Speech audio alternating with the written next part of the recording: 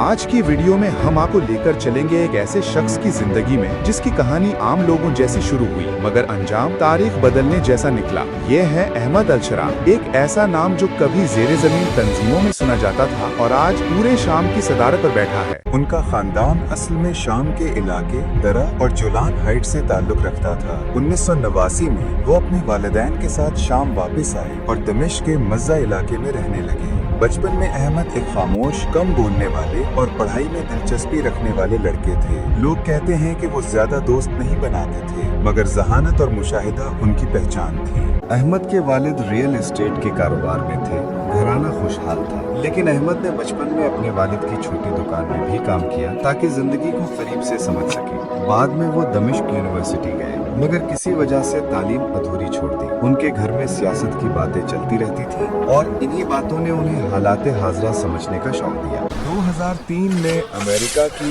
Iraq जंग शुरू होने वाली थी। इसी दौरान अहमद दमिश्क से इराक चले, जहां उन्होंने जंगजू ग्रोहों के साथ काम किया। 2006 में अमेरिकी फोर्सेज ने उन्हें गिरफ्तार किया।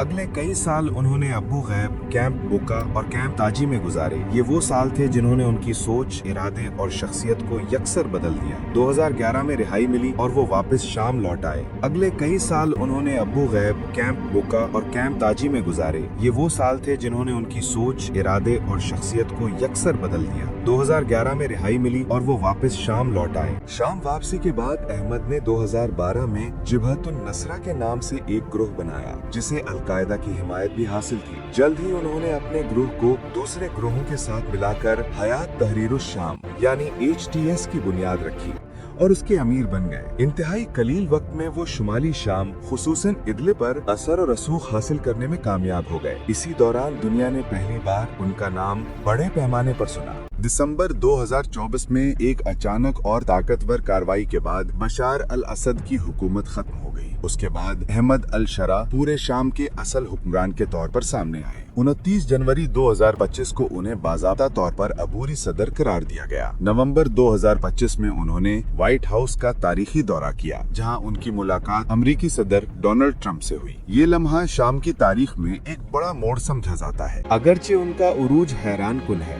मगर सफर आसान नहीं है। मुखालिफिन कहते हैं कि शाम में अब भी फिरका वाराना मसाइल, सियासी सख्तियाँ और इंसानी हुकूक की तशवीशात मौजूद हैं। अहमद का माजी भी तनकीद की जद में रहता है, खास तौर पर उनका जंगजू तंजीमों से ताल्लुक। लेकिन अब सवाल ये है कि क्या वो शाम को अमन और तरक्की दे पाएंगे या फिर तारीख इनके बारे में कोई और फैसला सुनाएगी। नाजरीन, ये थी अहमद अल-शुरा की कहानी, एक ऐसे नौजवान की जिसका सफर एक छोटी सी ग्रोसरी दुकान से शुरू हुआ और सदर ममलिकत के मनसब तक जा पहुंचा। उनकी जिंदगी में उतार चढ़ाव बहुत हैं, मगर हकीकत ये है कि आज दुनिया उनके फैसलों पर नजर रखे हुए है। आपके ख्याल में अहमद अल-शुरा शाम को किस समत ले जाएंगे? कमेंट्स में अपनी राय जरूर दें।